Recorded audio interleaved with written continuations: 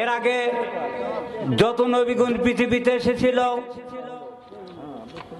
তারা আল্লাহর কাছে দোয়া করতেন, হে আল্লাহ, তুমি যদি আমাকে নবী হিসেবে পয়দা না করে যদি আখিরি জামানা নবীর উম্মত হিসেবে পয়দা করতেন তাহলে আমার জীবন ধন্য হয়ে যেত।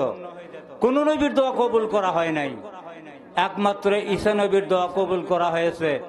এই জন্য ইমাম মাহদী আলাইহিস সালাম আসার পর ঈসা নবী আবার পৃথিবীতে আসবেন। ওই সময় দজ্জালেরও আবির্ভাব হবে। ইমাম মাহদী আলাইহিস সালাম এবং ঈসা নবী উভয় মিলা দজ্জালের সাথে যুদ্ধ করবে, বিভিন্ন এলাকায় যুদ্ধ হবে, কিন্তু কোন জায়গায় দজ্জালকে পরাজিত করতে পারবে না। যে জায়গায় দজ্জালকে পরাজিত করবে সেটা বর্তমান ওই জায়গায় তৈরি হয়ে গেছে, সেটা হচ্ছে বাবে নূরে ফিলিস্তিনে। ইমাম মাহদী আলাইহিস সালামের হাতে একটা তরবারি থাকবে, ওই তরবারিতে ইমাম দজ্জালকে খতম করে দেবে। খতম করে দেওয়ার পর ইমাম মাহদী আলাইহিস সালাম সারা পৃথিবী ধরে কোরআনের রাজ কায়েম করবে। এরপর এই জন্য আগামী দিনের পৃথিবী ইমাম মাহদী আলাইহিস সালামের পৃথিবী, আগামী দিনের পৃথিবী ঈসা নবীর পৃথিবী, আগামী দিনের পৃথিবী কোরআনের পৃথিবী। তার আগে মুসলমানদের প্রস্তুতি নিতে হবে। ঈসা নবী শত্রু দলেরা যখন তাকে মারার জন্য গিয়েছিল, ঈসা নবী জানের ভয়ে দৌড় মারল, তারা পিছন থেকে তাকে ধাওয়া করলো। ঈসা নবী জানের ভয়ে একটা ঘরের মধ্যে প্রবেশ করলেন, সেই ঘরটা ছিল মন্দিরের ঘর। শত্রু দলের নেতা বলল, তোমরা ঘর ঘের করে থাকো, আমি ঈসা নবীকে ধরে নিয়ে আসি, তারপর ওকে পিঠে নিয়ে তোমরা তাকে মেরে ফেলবা। এরপর শত্রু দলের নেতা ঈসা নবীকে ধরার জন্য গেল, ঘরের ভিতর যা দেখতে ঈসা নবী নাই। তখন নেতা আশ্চর্য হয়ে গেল, কি ব্যাপার, মন্দির ঘরে শুধু একটা দরজা জানলা কপাট নাই, কোথায় দেয়া এই ঈসা নবী পালায় গেল। সে ফিরে আসতেছে, এমন সময় আল্লাহ তাআলা এই শত্রু দলের নেতাকে ঈসা নবীর রূপ ধরাইয়া দিল। তখন সে ফিরে চলে আসলো। আসার পর জনগণ সেই তাদের দলনেতাকে পিটানি শুরু করে দিল। দলনেতা বলল, আমি তো ঈসা নবী নয়, তোমরা আমাকে পিটাও কেন? তারা বলল, আমরা ঈসা নবীকে চিনি, তুমি তো ঈসা নবী। তাদের দলের নেতাকে তারাই পিটা মারলো। ঈসা নবীকে আল্লাহ তাআলা চতুর্থ আসমানে উঠাইয়া নিয়ে গেল। তাই ওবায়দুল কাদের বলেছিল, এবার খেলা হবে। হাসিনা বলেছিল, আমি পালাইয়া যাব না, আমরা পালাইয়া যাই না। 3 তারিখে ঘোষণা দিল, জামাতে ইসলামকে নিষিদ্ধ ঘোষণা করলো। তার আগে জামাতে ইসলামকে নিবন্ধন বাতিল করে দিয়েছিল। সেই হাসিনা 5 তারিখে আবার পালাইয়া গেল। এই হাসিনা পালাইয়া গেল বিধায় আমাদের আনন্দের বিষয় নয়, এটা আমাদের শিক্ষণীয় বিষয়। এখান থেকে আমাদের শিক্ষা নিতে হবে। পরবর্তীতে যারা ক্ষমতায় আসবে তারাও যদি পালায়া যায়, এই রকম নেতা, এই রকম রাজনৈতিক বীর, এই রকম সরকার বাংলাদেশের মানুষ আর দেখতে চায় না। এই জন্য কোরআনের আইনের আর বিকল্প নাই। এই জন্য আল্লাহর জমিনে দিন কায়েম করার জন্য পার্লামেন্টে কোরআনের আইন পাশ করতে হবে। তাই আমরা ঐক্যবদ্ধ হয়ে আমরা কোরআন আইন চালু করার জন্য চেষ্টা করব। শেখ মুজিবুর কিন্তু ভাষণ দিয়েছিল, আমি যদি হুকুম দেওয়ার সময় না পাই, যার হাতে যা আছে তাই নিয়ে ময়দানে নামতে হবে, এদেশের মানুষকে স্বাধীন করে ছাড়বো ইনশাআল্লাহ। কি শেখ মুজিবুরকে এই ভাষণ দিয়েছিল না? সে ভাষণ দিয়েছিল বটে, কিন্তু সে হুকুম দেওয়ার সময় পায় নাই। সেই দিন কিন্তু আমরা বসেছিলাম না, আমাদের যার হাতে যা ছিল তাই নিয়ে আমরা ময়দানে নামিছিলাম, এদেশের মানুষকে আমরা স্বাধীন করে ছাড়ছি ইনশাআল্লাহ। ওই রকম আর একটা বার ময়দানে নামতে হবে। সূর্য যখন পূর্বের দিকে উদয় হবে, হুকুম দেওয়ার সময় যদি না হয়, যার হাতে যা আছে তাই নাই ময়দানে নামতে হবে।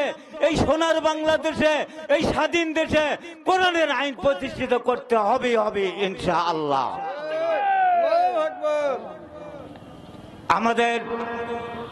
আমাদের এই দেশ যখন গৌর গোবিন্দের দখলে ছিল, তখন শাহজালাল গৌরগোবিন্দের সাথে যুদ্ধ করেছিল, গৌরগোবিন্দকে যখন পরাজিত করে দিল, গৌরগোবিন্দ যখন ভারতে চলে গেল, তখন শাহজালাল এই দেশের মানুষকে মুসলমান বানায়া এই কোরআন দিয়ে যে শাসন করেছিল, সেই তারপরে সিলেটে তার কবরস্থ হয়েছে। সেই দেশ এই দেশ শাহজালালের বাংলাদেশ। এ দেশে ইনশাআল্লাহ কালেমার পতাকা পটপট করে উঠবে। তাই এর আগে মুসা নবী যেদিন বিপদে পড়েছিল, পিছনে ছিল রক্ত পিপাসু ফিরাউন, সামনে ছিল বিশাল সমুদ্র, ডাইনে বামে ছিল উচ্চ পাহাড়, পালানোর মতো তার কোনো পথ ছিল না। কিন্তু তার ঈমান এবং ইয়াকিন ছিল, আমার সাথে আছে আমার রব। ইব্রাহিম আলাইহিস সালাম আল্লাহকে সন্তুষ্ট করার জন্য তার নয়ন মনে, তার কলিজার টুকলি ইসমাইলের গলায় ছুরি চালাইলো। কিন্তু ইব্রাহিম আলাইহিস সালামের আগে কিন্তু জানা ছিল না যে আমার ইসমাইলের পরিবর্তে দুম্বা জবাই হবে। এ কথা কি ইব্রাহিম আলাইহিস সালামের আগে জানা ছিল? আগে জানা ছিল না। ইব্রাহিম আলাইহিস সালাম আল্লাহর জমিনে দিন কায়েম করার জন্য নমরুদ তাকে অগ্নিকুণ্ড ফেলে দিল, কিন্তু ইব্রাহিম আলাইহিস সালামের আগে কিন্তু জানা ছিল না যে নমরুদের অগ্নিকুণ্ড আমার জন্য ফুলের বাগান হবে। একথা কিন্তু ইব্রাহিম আলাইহিস সালামের আগে জানা ছিল না, কিন্তু তার ঈমান এবং ইয়াকিন ছিল, আমার সাথে আছে আমার রব। আমরা সেই ইব্রাহিম আলাইহিস সালামের সন্তান।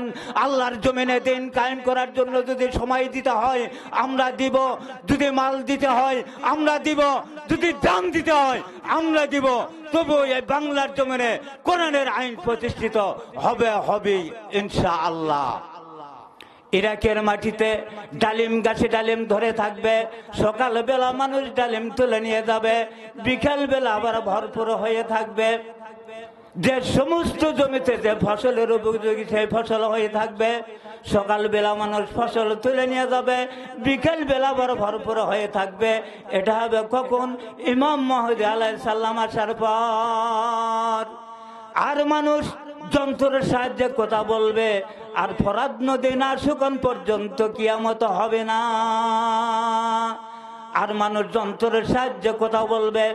এখন কি মানুষ দেশ বিদেশে মোবাইলের মাধ্যমে কথা বলতেছে না? হযরত ওমরের জামানায় হযরত ওমর সারিয়াকে মেহমান শহরে যুদ্ধের প্রধান সেনাপতি হিসাবে পাঠাইলেন। মুসলমানরা যখন পরাজিত হচ্ছিল, তখন হযরত ওমর মসজিদে নববীতে খুতবা দিয়ে নামাজ আদায় করতেছিলেন। মসজিদে নববীর মুয়াজ্জিন ছিলেন নাকি ইবনে আলবাব। এই নাকি ইবনে আলবাব যখন দ্বিতীয় আজান দিলেন, তখন হযরত ওমর খুতবা দিলেন না। মুসল্লিরা বললেন, ইয়া আমিরুল মুমিনিন, আপনার ভুল হয়ে গেল, আপনার খুতবা দেন না কেন?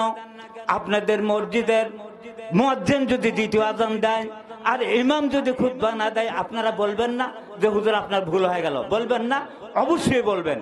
হযরত ওমর খুতবাকে রেখে দিয়া সামনের দিকে বললে, ইয়া সারিয়াল জাবাল, ইয়া সারিয়া, ইয়া সারিয়া, যেহেতু মদিনার থেকে কয়েকশো মাইল দূরে, ইয়া সারিয়া, তুমি পেছন দিকে ফিরেও না, আল্লাহর নামের সামনের দিকে অগ্রসর হও, আল্লাহ তোমার সাথে আছে, ভয় করো না।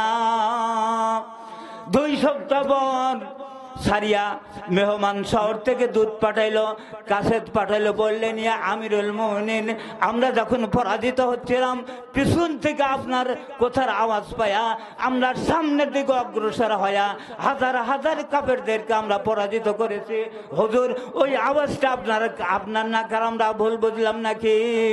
হযরত ওমর বলল, 2 সপ্তাহ পূর্বে তোমরা যখন পরাজিত হচ্ছিল, তোমাদের নকশাটা আল্লাহ তাআলা আমার চোখের উপর তুলে ধরেছিল, তাই আমি সারিয়াকে ডাক দিয়েছিলাম, ইয়া সারিয়া, ইয়া সারিয়া, যেহেতু মদিনার থেকে কয়েকশো মাইল দূরে, ইয়া সারিয়া, তুমি পিছন দিকে ফিরাইও না, আল্লাহর নামের সামনের দিকে অগ্রসর হও, ভয় করো না, আল্লাহ তোমার সাথে আছে। আমাদের দেশে দাড়ি টুপি জুব্বা পাখি এগুলি পড়া দেখলেই আমরা মনে করি এরাই হচ্ছে মুত্তাকিন, এরাই হচ্ছে সত্যবাদী, কিন্তু আল্লাহ তাআলা কোরআন শরীফে তা বলে নাই। সূরা বাকারার 177 নম্বর আয়াতে আল্লাহ তাআলা 10টি গুণের কথা গুরুত্ব আরোপ করেছেন। এই 10টি গুণ যার মধ্যে আছে সেই ব্যক্তি হচ্ছে মুত্তাকিন এবং সত্যবাদী। তার 1 নাম্বার হলো আল্লাহর উপর ঈমান আনা, 2 নাম্বার রাসূলের উপর ঈমান আনা, 3 নাম্বার ফেরেশতা মণ্ডলীর উপর ঈমান আনা, 4 নাম্বার আসমানি কিতাব সমূহের উপর ঈমান আনা, 5 নাম্বার আখিরাতের প্রতি বিশ্বাস স্থাপন, 6 নাম্বার পাবন্দের সহিত নামাজ কায়েম করতে হবে, 7 নাম্বার যাকাত আদায় করতে হবে, 8 নাম্বার আত্মস্বজন ফকির মিসকিনদের প্রতি ইহসান এবং দাস মুক্তি, 9 নাম্বার ওয়াদা করলে ওয়াদা পালন করতে হবে, 10 নাম্বার আল্লাহর জমিনে আল্লাহর আইন কায়েম করার জন্য বাতিলদের সহিত যুদ্ধ করতে হবে। এই যুদ্ধ করা মানে মারামারি করার নাম যুদ্ধ নয়। দেশে যখন ইলেকশন আসবে তখন মুত্তাকিনদেরকে সমর্থন দিতে হবে। এই মুত্তাকিনদেরকে সমর্থন দিতে গেলে বাতিলদের পক্ষ থেকে আপনার উপর চাপ আসবে। এই চাপকে অপেক্ষা করে আপনি যদি মুত্তাকিনদেরকে সমর্থন দিতে পারেন তাহলে আপনার যুদ্ধ করা হয়ে গেল। তার কারণ হলো রাসূল সাল্লাল্লাহু আলাইহি ওয়াসাল্লামের জামানায় সরাসরি যুদ্ধ করা নিয়ম ছিল। বর্তমান আমাদের জামানায় যুদ্ধ হচ্ছে আমাদের ভোটের মাধ্যমে। এই 10টি গুণ যার মধ্যে আছে সেই ব্যক্তি হচ্ছে মুত্তাকিন এবং সত্যবাদী। আমাদের দেশে কোরআনের আইন প্রতিষ্ঠিত হোক, এটাকে আপনারা চান? যদি চান তাহলে আমি একটা তাকবীর দিব, আপনারা কেউ চুপ করে বসে থাকবেন না। এই তাকবীর দিয়ে আমার বক্তব্য শেষ করব। যারা চুপ করে বসে থাকবেন তারাই হলো আব্দুল্লাহ বিন উবাইয়ের দল। এবার আপনারা রেডি হয়ে যান। লিল্লাহি তাকবীর, আল্লাহু আকবার, লিল্লাহি তাকবীর, আল্লাহু আকবার। আমার নেতা তোমার নেতা, নবী মুস্তাফা। আমার নেতা তোমার নেতা, নবী মুস্তাফা। আল কোরআনের আলো, সংসদে জালো। আল কোরআনের আলো, সংসদে জালো। আমি বললাম আল কোরআন আলো, আপনারা কেউ কেউ বলতেছেন ঘরে ঘরে জ্বালো। এই ঘরে ঘরে জ্বালে তো ব্যাটারি ডাউন হয়ে গেছে। ঘরে ঘরে জ্বালে আর লাভ নাই, এখন সংসদে জ্বালাইতে হবে। আর এই যে আমি যখন বলবো আল কোরআন আলো, আপনারা বলবেন সংসদে আলো। আমিও বলবো আলো আল হাদিসের আলো, আপনারা বলবেন সংসদে আলো। আর মুসলমানদের তাকবীর হবে বাঘের মতো, বিড়ালের মতো তাকবীর মুসলমানদের হতে পারে না।